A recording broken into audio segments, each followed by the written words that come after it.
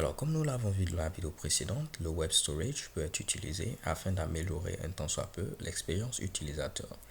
Au niveau de cette vidéo, nous allons nous servir de l'API du local storage et du session storage afin de pouvoir ici rajouter des éléments, les récupérer et les supprimer au travers des méthodes setItem, getItem et removeItem.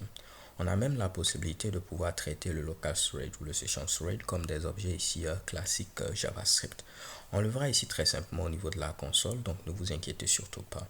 Là, je suis au niveau de google.ca. Vous pouvez être au niveau de n'importe quel site, mais là, j'ai choisi google.ca. Et si vous souhaitez ici avoir à peu près les mêmes résultats que moi, je vous invite également à taper google.ca.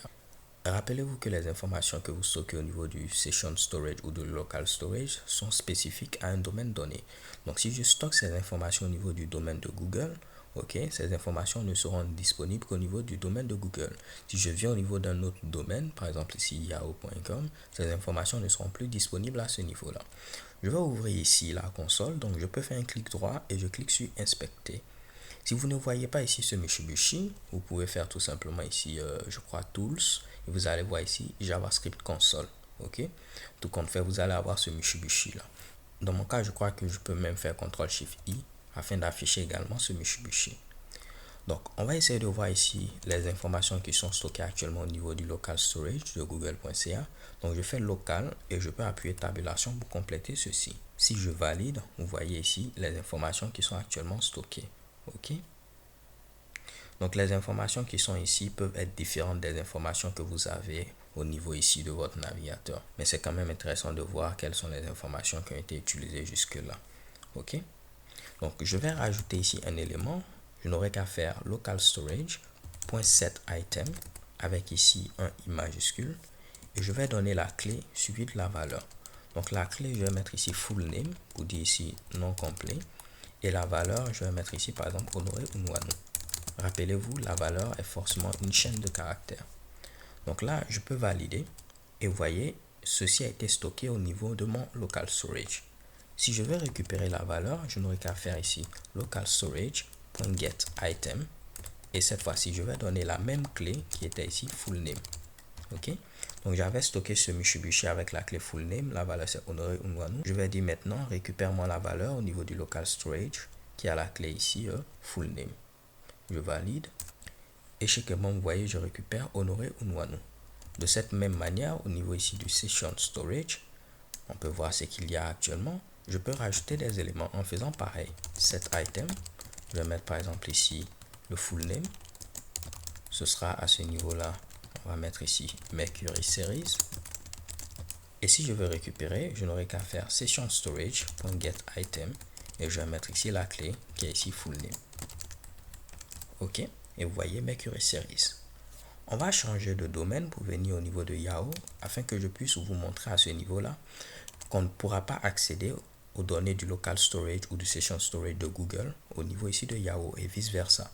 Donc si je fais cette fois-ci local storage.getItem et je mets à ce niveau-là full name, vous allez voir que cette fois-ci on n'aura pas la valeur parce que cette valeur a été stockée au niveau du local storage de Google CA. Ok. De même si je fais ici session storage.getItem et je mets à ce niveau là ici full name, on aura ici tout simplement nul vu que cette valeur a également été stockée au niveau de Google.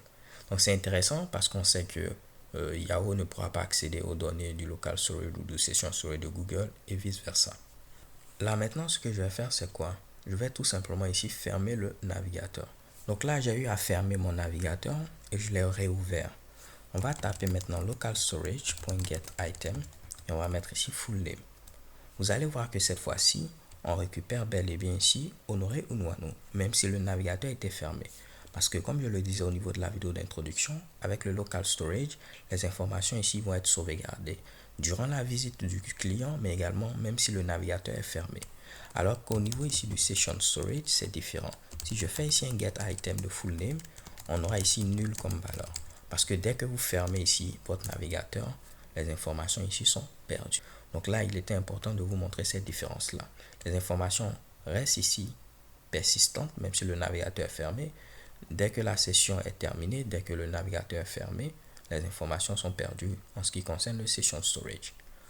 Pour pouvoir maintenant ici supprimer une valeur, par exemple, on va supprimer ici le full name au niveau ici du local storage.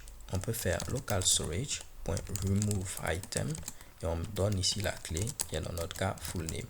Ce qui va faire que cette fois-ci, si je fais local storage.get item, vu que la valeur a été supprimée, on aura tout simplement ici nul. Ok?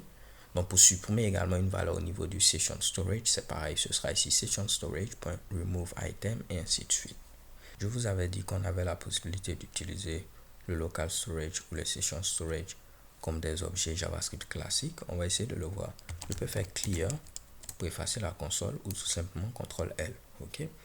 À ce niveau-là, je pouvais faire local storage.fullName et je vais donner ici comme valeur, par exemple ici, Momo Mama. Ok? Donc j'aurais pu, en lieu place de faire set item, mettre ici local storage point, mettre ma clé et donner ici une valeur. Si je veux maintenant la récupérer, je n'aurai qu'à faire local storage.fullName pour récupérer cette valeur là. Vous voyez, c'est pareil, je peux faire session storage.fullName. Je mets ici par exemple ici Toto. Et si je fais session storage.fullName, je récupère la valeur. Si je veux supprimer, je n'aurai qu'à faire delete et je mets ici local storage.fullName et je fais également delete session storage.fullName. Ce qui va faire que si je demande à nouveau les valeurs, elles seront ici supprimées et on va retourner tout simplement nul. Donc si je fais session storage.fullName, on aura ici undefined. Et si je fais local storage.fullName, on aura tout simplement ici undefined. Donc vous pouvez les utiliser comme des plain objects JavaScript. Vous pouvez utiliser également setItem, getItem et removeItem. Où c'est intéressant à mon avis d'utiliser les méthodes setItem, getItem et removeItem, c'est si vous avez une clé qui contient par exemple un espace. Ok? Donc si je mets par exemple ici local storage.setItem et j'ai un full name qui a un espace, je peux écrire full name comme ceci et j'aurai qu'à donner la valeur qui est par exemple ici Honoré Unwano. Ok? Et là je pourrais récupérer la valeur en faisant local storage get item. Je vais donner ici ma clé qui est full espace name et je vais récupérer Honoré Unwano. Alors que si j'avais utilisé ici directement la notation avec le point, je ne pouvais pas écrire full name comme ceci. J'aurais une erreur parce que le navigateur n'allait pas comprendre ce que je veux dire. C'est pas à mon avis même recommandé d'avoir des clés qui ont des espaces, mais juste pour vous montrer un cas dans lequel il serait intéressant par exemple d'utiliser setItem, getItem, removeItem en lieu et place de cette notation plain object. Alors les gars, c'est tout pour cette vidéo, j'espère que vous l'avez apprécié. Je vous donne donc rendez-vous à la vidéo suivante où nous allons commencer notre petit TP afin de mettre en pratique tout ce que nous avons appris. So thank you guys for watching, don't forget to subscribe and have a nice day. Peace.